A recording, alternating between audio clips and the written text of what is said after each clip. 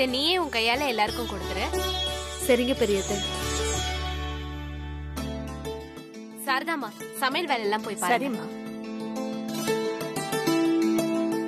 என்ன சூர்யா, ஏதோ டீப்பா திங்க் பண்ணிக்கிட்டு இருக்க? ஒண்ணும் இல்லப்பா. சந்துரு,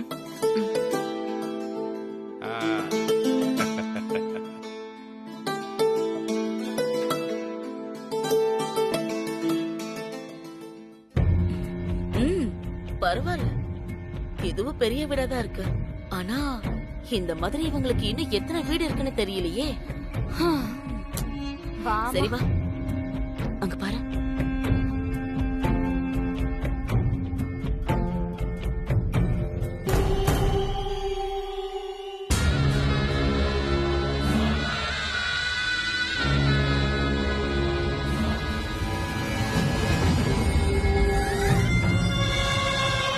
இத பார், இனிமே நீ சூர்யாவை பார்க்கலாம் பேசலான்னு நினைச்சு கூட பார்க்காத.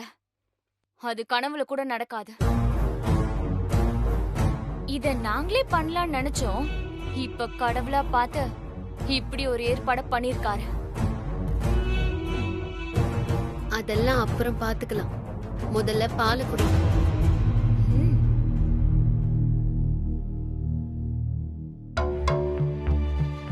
இத பாருங்கப்பா, நம்ம எல்லாரும் வாரத்துல ஒரு நாள் சந்திச்சுக்கிறோம், லஞ்ச் சாப்பிடுறோம். நீங்க எல்லாரும் அங்க வந்தாலும் சரி, இல்ல நாங்க எல்லாரும் இங்க வந்தாலும் சரி. சரிதானே உனக்கு? அப்படியே வச்சுக்கலாம் சித்தப்பா. அதுக்கெல்லாம் வாய்ப்பே இல்ல. நீங்க சொல்றதெல்லாம் நடக்கவே நடக்காது.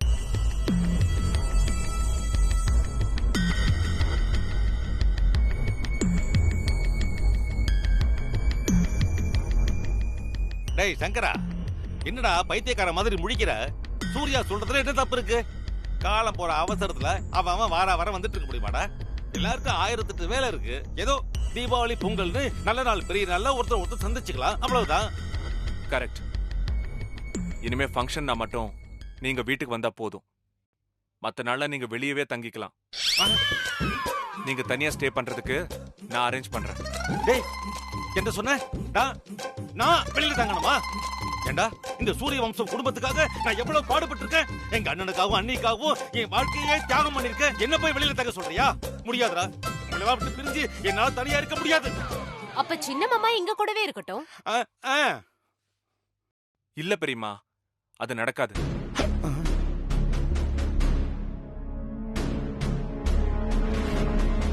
இனிமே நாம எல்லாரும் ஒன்னா ஒரே குடும்பமா எப்பவும் இங்கேயே தான் இருக்க போறோம்.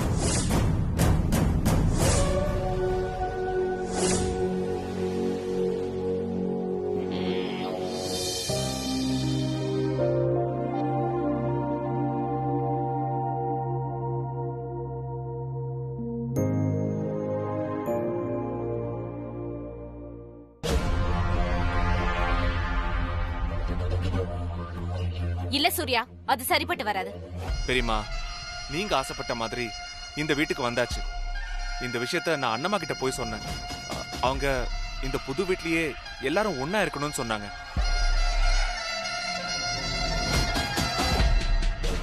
அப்புறம் என்ன, அம்மாவே சொல்லிட்டாங்கன்னா அதுக்கு மறுபேச்சு என்ன இருக்கு?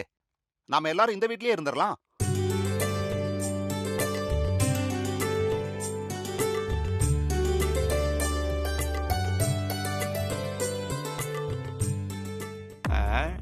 இப்பதான் பிரிஞ்சாங்கன்னு சந்தோஷப்பட்டோம். அதுக்குள்ள ஒண்ணு சேர்த்துட்டாங்களே. இருக்கட்டும், லேசா விரிசல் இருக்குல்ல, அதை ஊதி பெருசாக்கி நிரந்தரமா பிரிச்சிருவோம். என்னால இங்கெல்லாம் இருக்க முடியாது.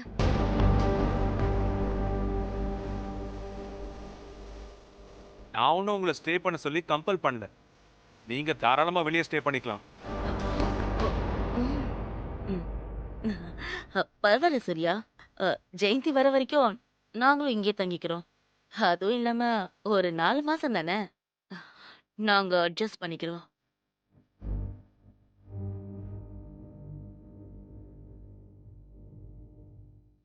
சரி பெரியம்மா, நானும் சந்திருவும் அந்த வீட்டுக்கு போய் நம்மளோட ட்ரெஸ் எல்லாம் எடுத்துட்டு வந்துடுறோம்.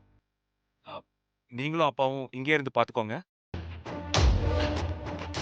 சமந்தாவை நீ மீட் பண்ணக்கூடாதுன்னு எங்க அம்மா ஒரு பிளான் போட்டா நீ வேற பிளான் போடுறியா? உன்னை ஏதாவது பண்றேன், இருடா. டேய் சந்துரு, ஆ வா போலாம். ஆ சரிண்ணா. ஏன்பா போயிட்டு சீக்கிரம் வந்துருங்கப்பா. சரிப்பா.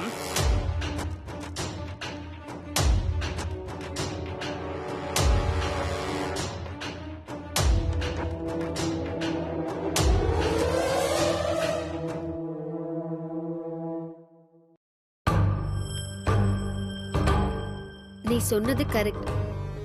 கடவுளா பார்த்துதான் இப்படி ஒரு விஷயம் பண்ணிருக்காரு.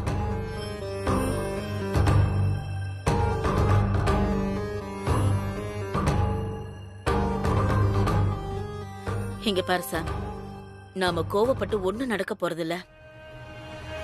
ஜெயந்தி திரும்பி வர வரைக்கும் நமக்கு வேற ஆப்ஷனே இல்ல. நாம வெளியில தங்கினா இங்க என்ன நடக்குதுன்னு நமக்கு தெரியாது. கொஞ்ச நாள் அமைதியா இரு, அப்புறம் பேசிக்கலாம். ஷாம் பாப்பா, இந்த சர்க்கரையை சாப்பிடு.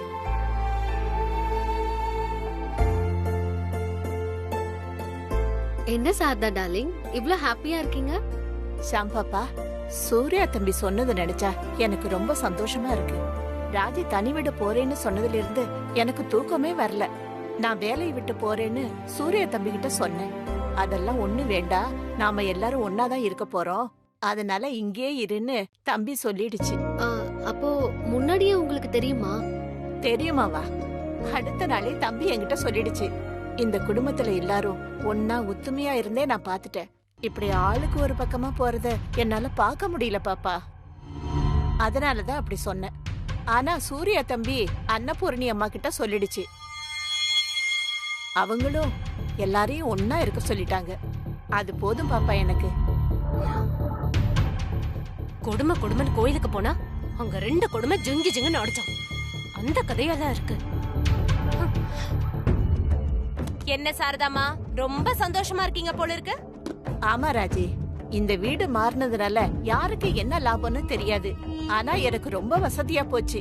என்னோட அக்காவும் அவ பொண்ணும் இங்க பக்கத்துல தான் இருக்காங்க. அடிக்கடி போய் பார்த்துட்டு வந்தலாம் பாரு. என் திட்டத்துல மண்ணொலி போடுறதுல உனக்கும் பங்கு இருக்கா? எல்லாம் எங்க அத்தைய சொல்லணும்.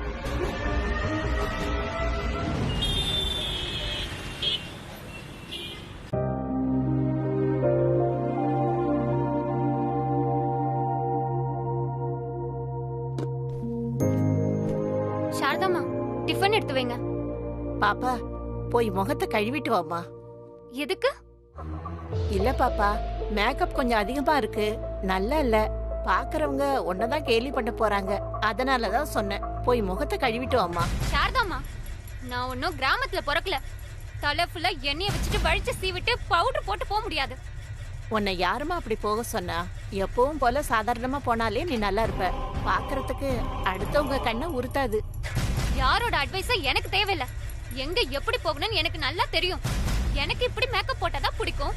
அது ஏன் இஷ்டம், அத நீங்க சொல்லாதீங்க.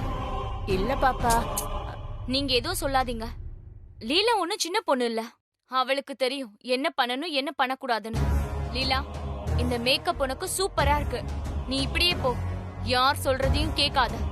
அப்பா, இந்த வீட்ல எல்லாத்துக்கும் ஒரு ரூல்ஸ். எப்படிதான் இருக்கீங்களோ இந்த வீட்ல.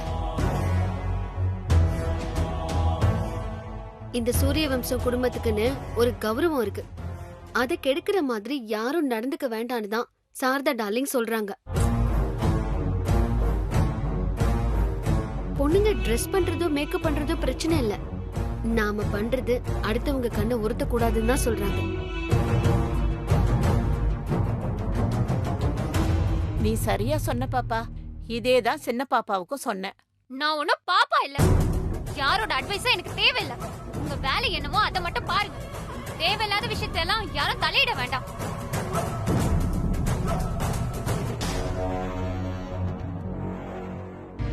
ஏ லீலா, என்ன பேசுற? அவங்க நம்ம அண்ணம்மா ஸ்தானத்துல இருக்காங்க. அவங்கள போய் எடுத்தறிஞ்சு பேசுற. கண்டவங்க எல்லாம் என் அண்ணம்மா ஆயிட முடியாது.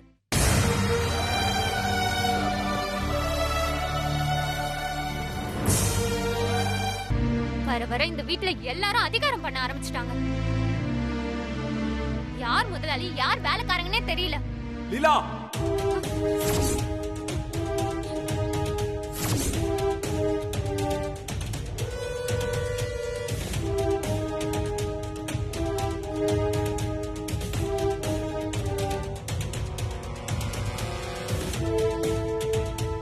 லீலா, சாரதா அம்மா கிட்ட சாரி சொல்லு. நான் சொல்ல மாட்டேன். அவங்க நம்ம அண்ணம்மா மாதிரி. நான் அப்படி நினைக்கல. சரி, அவங்க என்ன தப்பா சொல்லிட்டாங்கன்னு இப்படி பேசுற? அவங்க வயசுக்காவது மரியாதை கொடுத்து சாரி சொல்லு. நான் என்ன தப்பு பண்ணேன்? எதுக்கு சாரி கேட்கணும்? நானும் பாத்துக்கிட்டே இருக்கேன். வர வர யார் பேச்சும் கேட்க மாட்டேங்கிற. என்னதான் நினைச்சிட்டு இருக்க? ஆமா அண்ணா, நான் பண்றதெல்லாம் உனக்கு தப்பா தான் தெரியும். எங்க அம்மா இந்த வீட்ல இல்லைன்னா உடனே எல்லாரும் என்ன மோசமா ட்ரீட் பண்றீங்கல்ல. இதெல்லாம் என் நேரம். இந்த வீட்ல நிம்மதியா சாப்பிட கூட முடியல. ஏய், லீலா, லீலா லீலா.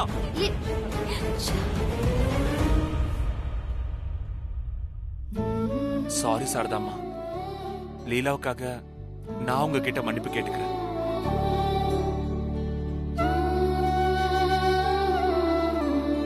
அவ ஏதோ சின்ன பொண்ணு, தெரியாம பேசிட்டா. நீங்க எதுவும் மனசுல வச்சுக்காதீங்க. தம்பி, சின்ன பாப்பாவை பத்தி எனக்கு தெரியாதா? ஏதோ கோவத்துல இருக்குன்னு நினைக்கிறேன். அதான் இப்படி எடுத்தறிஞ்சு பேசுது. யாரோ எவரோன்னு நான் கண்டுக்காம விட்டுடலாம். ஆனா லீலா நான் தூக்கி வளர்த்த பொண்ணுப்பா. அந்த உரிமையில தான் சொன்னேன். சின்ன பாப்பா அப்படி பேசுனதுனால எனக்கு எந்த வருத்தமும் இல்ல. இந்த வீட்ல சின்ன பசங்க யாரு என்ன தப்பு பண்ணாலும் அது தப்புன்னு நான் கண்டிப்பா சொல்லுவேன். பாவம், அம்மா கூடவே இருந்த பொண்ணு தனியா இன்னும் உலகத்தை பார்க்கல. அதனாலதான் அப்படி பேசுறா. அன்னபூர்ணி அம்மாவும் இங்க இல்ல, கொஞ்ச நாளா ஜெயந்தி அம்மாவும் இங்க இல்ல. அப்ப பெரியவங்க நாம தானே எடுத்து சொல்லணும்.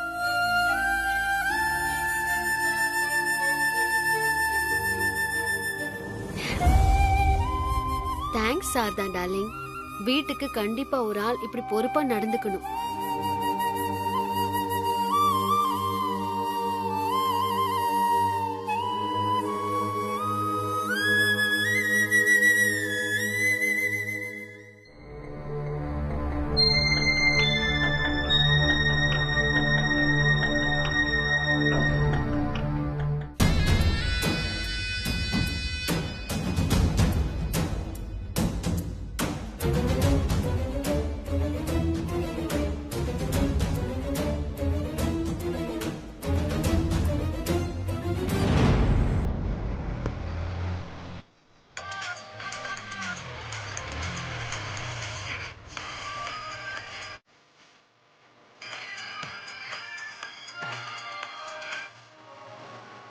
Hello Abhi, my dear princess, எப்படி இருக்க?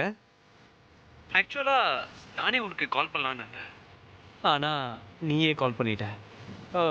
புது வீடெல்லாம் எப்படி இருக்கு? எனக்கு இந்த வீடே பிடிக்கல. இந்த வீட்ல நிம்மதியே இல்ல. யாருக்குமே எனக்கு பிடிக்கல. எனக்கு பிடிச்ச மாதிரி நான் இருக்க முடியல. என்னோட இண்டிபெண்டன்ஸ் போயிடுச்சு. பேரண்ட்ஸ்னா அப்படி தானே இருப்பாங்க டியர். பேரண்ட்ஸ் அப்படி இருந்தா பரவாயில்ல. வீட்டுல இருக்க வேலைக்காரங்க கூட என்ன அப்படிதான் நடத்துறாங்க. டேய், நான் தான் ஆல்ரெடி சொன்னேன்ல, உங்கள் வீட்டில் இருக்கிறவங்களுக்கு உன் மேலே டவுட் வந்துருச்சுன்னு.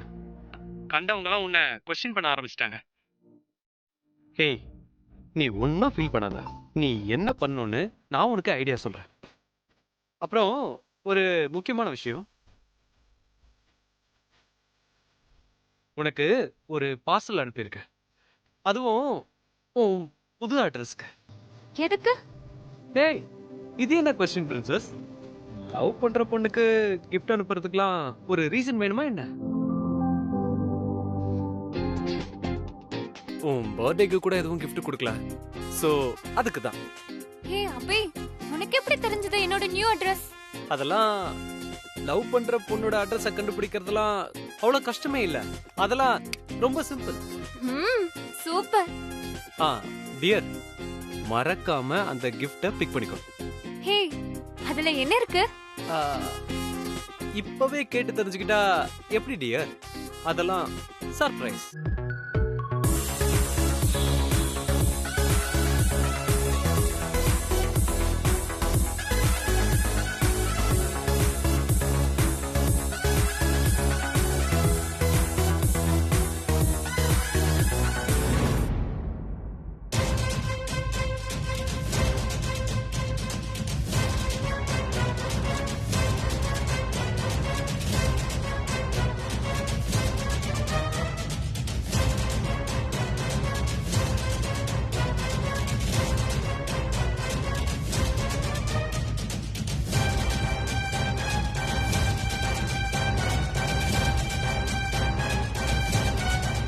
லீலா யார் கூட பேசிட்டு இருக்கா?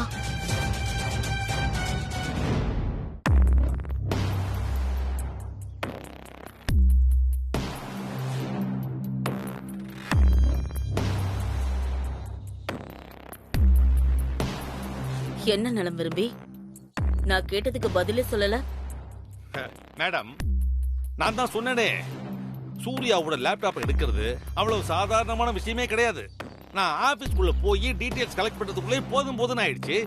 அதுவும் இல்லாம சூர்யா கர்ண கவச்ச குண்டலத்தோட பிறந்த மாதிரி எப்பவுமே லேப்டாப்பும் கைமாவே போறான் வரான். அதெல்லாம் ரொம்ப ரிஸ்கான விஷயம். என்ன நலம் விரும்பி, நீங்களே முடியாதுன்னு சொல்லிட்டா எப்படி? நீங்க எப்படியே உசுப்பேத்தி விட்டு போயிடுவீங்க. கிரவுண்ட்ல இறங்கி வேலை பார்க்கறது நான் தானே. நாளைக்கு ஒரு பிரச்சனை நான் மாட்டிக்கிட்டா நீங்க என்ன கை காட்டிட்டு போயிடுவீங்க. அப்படிலாம் பண்ண மாட்டேன் நலம் விரும்பி. சொல்றது புரிஞ்சுக்கங்க மேடம். நலம் விரும்பி, நான் உங்களுக்கு பெரிய அமௌண்ட்டை இந்த வாட்டி கொடுக்கறேன். என்னத்த பெருசா கொடுத்துட்டு போறீங்க? போன தடவை நீங்க கொடுத்தது என் கை செலவுக்கு கூட பத்தல தெரியுமா? இதுல 50,000 ரூபாய் இருக்கு.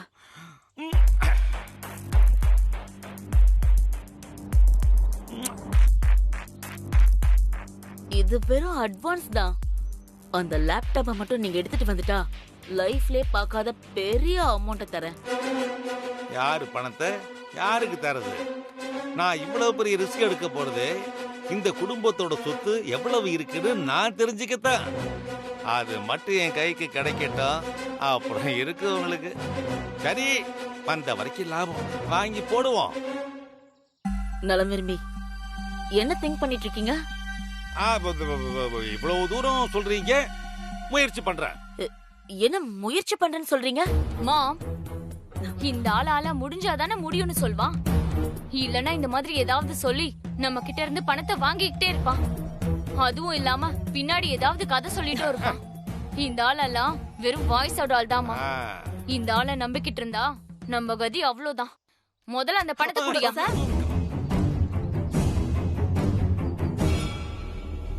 ஹே சார், என்ன பண்ணிட்டு இருக்கா? முதல்ல பணத்தை அவர்கிட்ட கொடு. மாம், இன்னும் ஏன் இந்த ஆளை நம்பிக்கிட்டே இருக்க? கண்டிப்பா இந்த ஆளால முடியாது. அதான் மேடமே சொல்லிட்டாங்கல்ல, இனிமே மேடத்தை வச்சே எல்லாத்தையும் பாத்துக்கங்க. என்ன எதுக்கும் கூப்பிடாதீங்க சொல்லிட்டேன். ஏய் பணமா பணம். ஹலோ மாம், அந்த ஆளை இப்ப எதுக்கு கூப்பிட்டுட்டு இருக்க? என்ன சாமி இப்படி அவசரப்பட்டுட்ட? நான் தான் ஏற்கனவே சொல்லியிருக்கேன்ல, இந்த வீட்ல அந்த ஆளை விட்டா நமக்கு ஹெல்ப் பண்ண வேற யாருமே இல்ல. மறுபடியும் நீ இந்த மாதிரி பண்ண எப்படி சாம்? இனிமே அந்த ஆளை எப்படி கூப்பிடுறது? மாம், இன்னுமா நீ அந்த ஆளை நம்பிக்கிட்டு இருக்க? நமக்கு வேற ஆப்ஷன் இல்ல சாம். மாம், உங்களுக்கு தேவை அந்த லேப்டாப். அத நான் பாத்துக்கிறேன். நீங்க worry பண்ணிக்காதீங்க. அதுக்கு நான் வேற அரேஞ்ச்மெண்ட் பண்றேன். லேப்டாப் மட்டும் கைக்கு வரட்டும், அப்புறம் இந்த வீட்டையே நம்ம கைக்கு கொண்டு வந்துடுறேன்.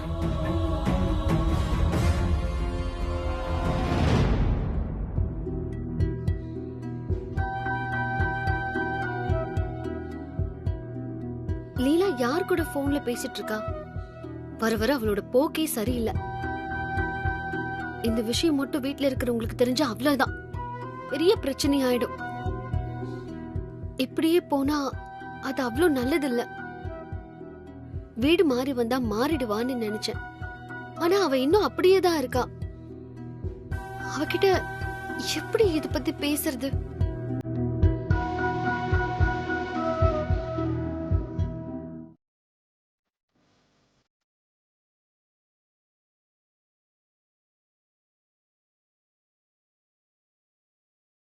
என்ன சாம் ஒரு மாதிரியா இருக்கா?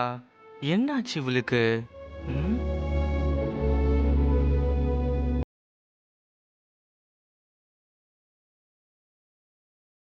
சாம் சாம் சாம், ஏன் இப்படி டென்ஷனா இருக்க? ஆபீஸ்ல ஏதாவது பிரச்சனையா? எதுவா இருந்தாலும் என்கிட்ட சொல்லு, நான் பாத்துக்கிறேன். என்ன சாம் யோசிக்கிற? சொல்லு. அதெல்லாம் ஒண்ணு இல்ல சந்துரு, நான் நல்லதா இருக்கேன். I'm all right. Sure? Yeah sure.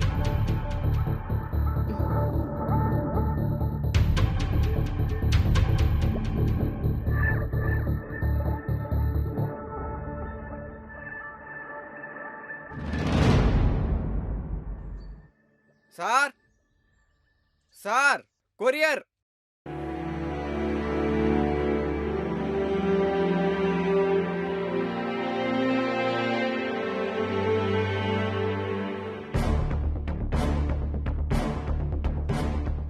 Sir ஒரு பார்சல் வந்திருக்கு. ஆமா, யார் பேர்ல இருந்து வந்திருக்கு? தெரியல சார், ஃப்ரம் அட்ரஸ்லாம் போடாம வந்திருக்கு.